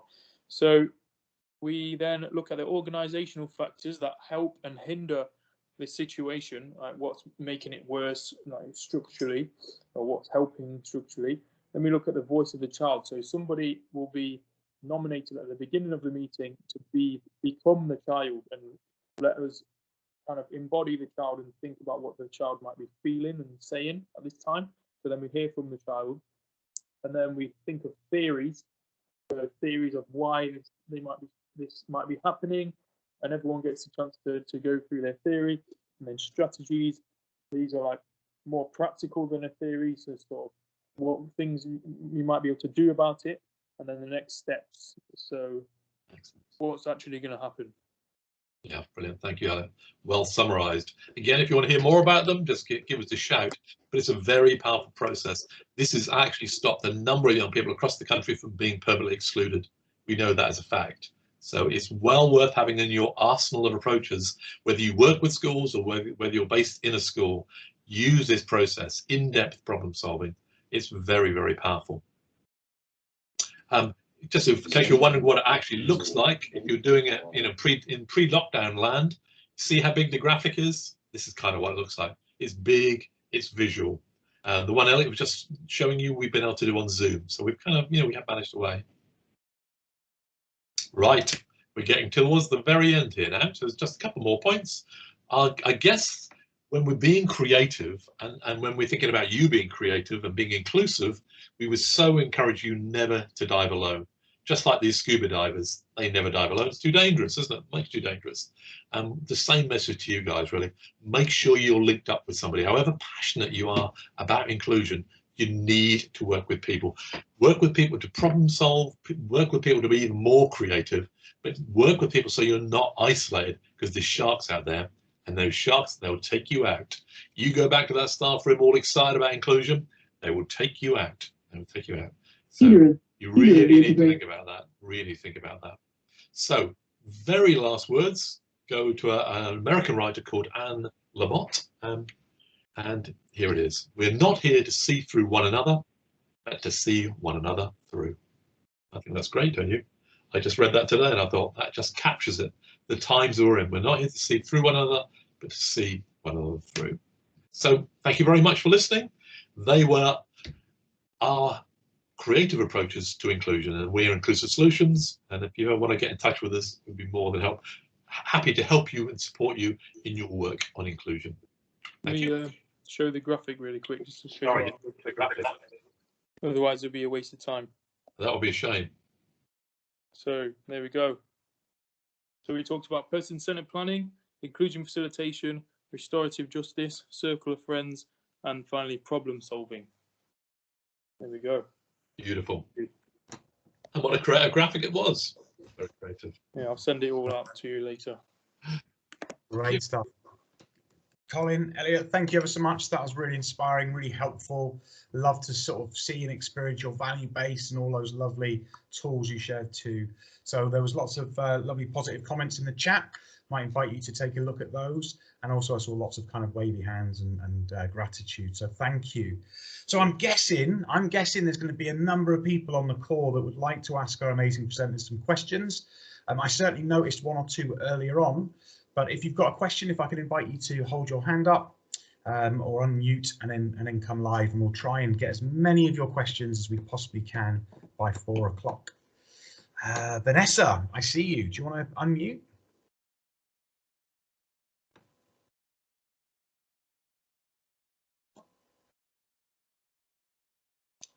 So Vanessa Grizzle, you've got a hand up. Did you want to ask a question?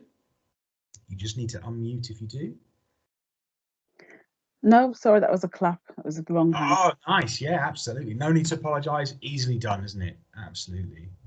Let's have a look. I've got another hand up somewhere else. Just trying to find the someone with the initials LS. Louise Selick, have you got your hand up? I'm struggling to take my hand down from when I guessed The Little Mermaid hours ago, so I can't actually take my hand down. Fantastic. Sorry. Again, no need to apologise. Lovely. Thank you very much. Brilliant. Okay. So lots of gratitude in this side. Yeah, absolutely. Wow and thank you, particularly the all means all. So I noticed a couple of questions I tried to scribble down as all the chat was coming through. And I think there was one particular question around paths and maps, and a question from, I think it was Adam. Yeah, Adam Gordon. Can any school adopt this path process, or must it be facilitated externally? So I don't know if you want to come in on that one. Nice question there. Nice question. Yeah, we're all for people owning the solutions, owning the strategies and processes.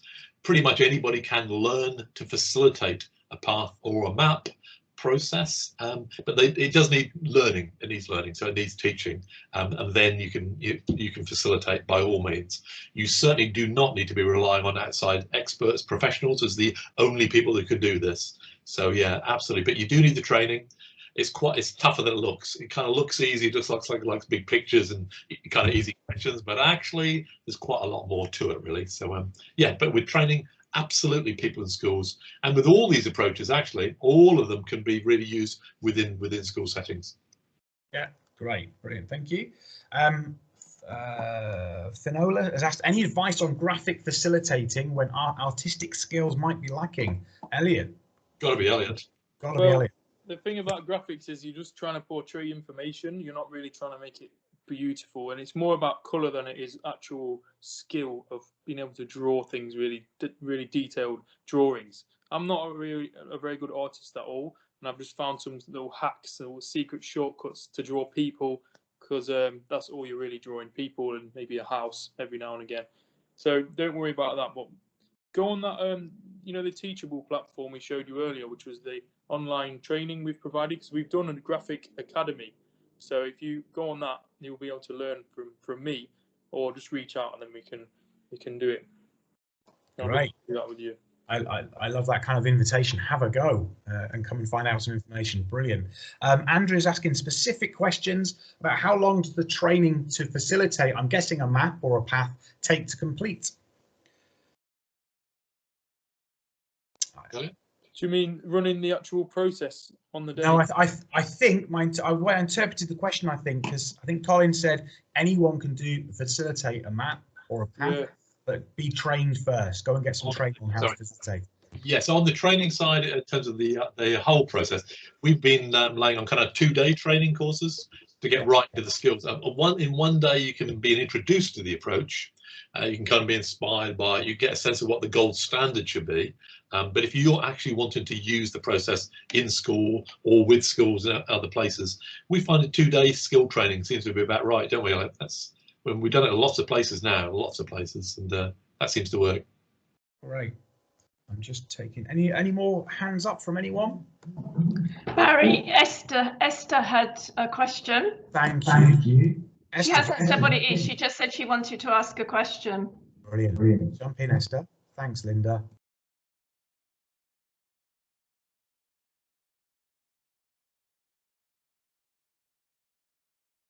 I see you, Eleanor. I'm just going to let Esther come in. I see you. I think my system might be a few seconds behind. So Esther, if you'd like to ask your question, just unmute and away you go. Or if that's not working for you, you can jump into the chat, whichever you prefer.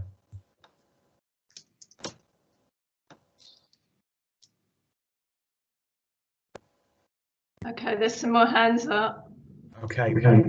Thanks for helping. Do you want to shout them out? Because my system's not telling me anyone's got their hand up. Melody P.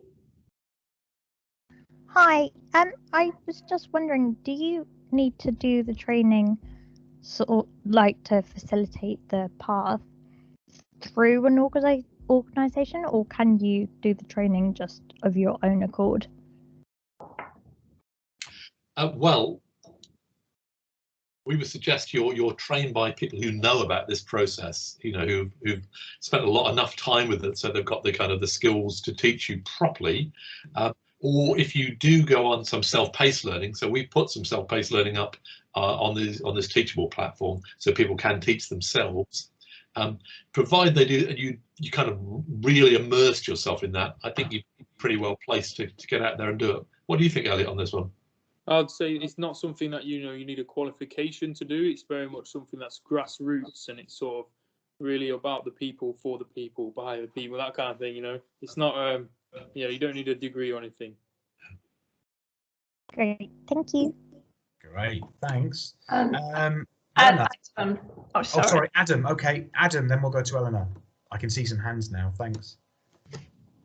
Hi there.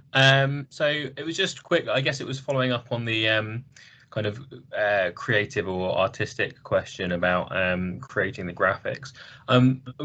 Would it work if you did kind of have or you didn't have anyone who was keen to kind of be able to stand up and do that aspect of it, to use like mind mapping software or something like that to do it electronically if everyone was kind of comfortable with that? Or is there something about the actual process of kind of physically creating that adds to it? Yeah, it definitely adds to it, I'd say, because it's part of the young person seeing, this beautiful image come from their brain onto this piece of paper, and everyone helping them get their ideas out. That's kind of that's a big part of the process, is really sort of therapeutic. But if you could find a way of doing it with software, with mind mapping software that works, then go ahead. But I've never seen it done without someone with some kind of stylus or pen, because it must be quite difficult to do that quickly. The thing about it is speed. That's why that's what I'm saying about not being a very good artist, because it's more about efficiency and speed than it is about making it look really nice. So that's what I would suggest.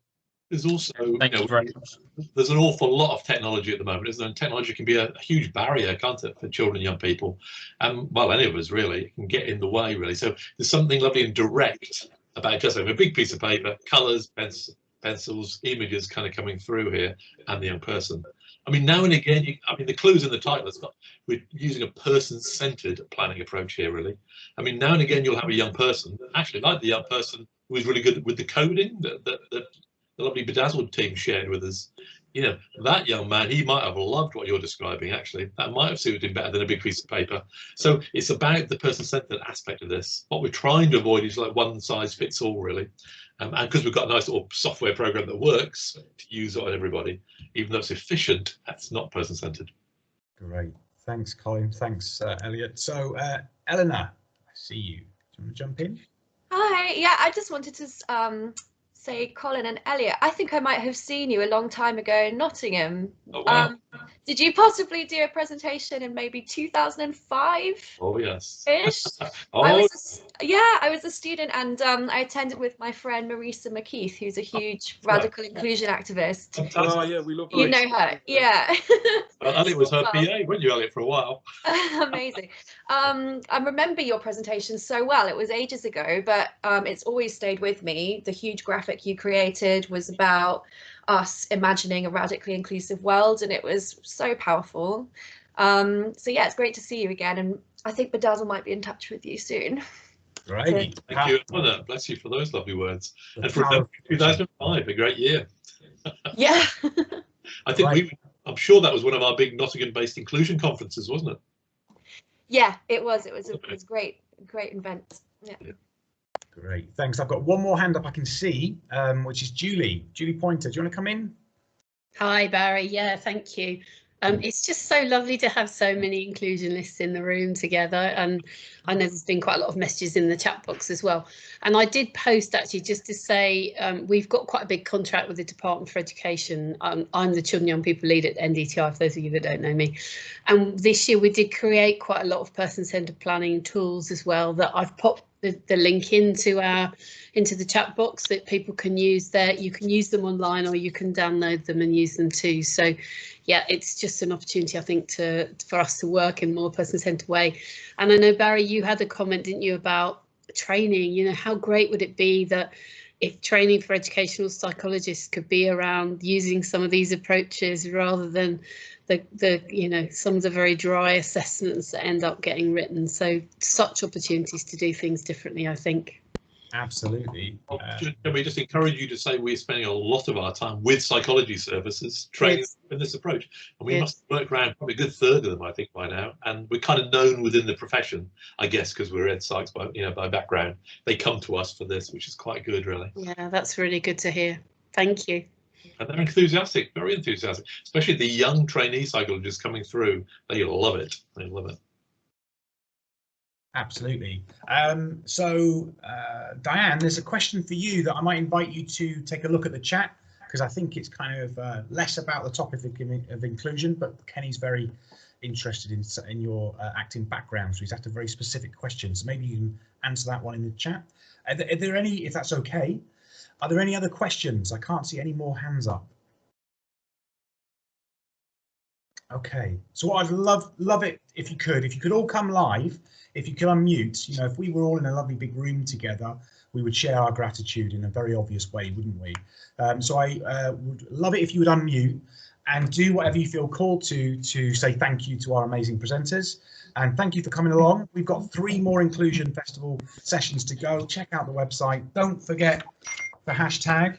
That's my endeavour of creativity. I'm practicing. I will get better. Thank you very much to Colin, to Elliot, Eleanor, and to Diane. Thank you. Thank you. Right. Thanks everyone. Thanks for coming. Thanks.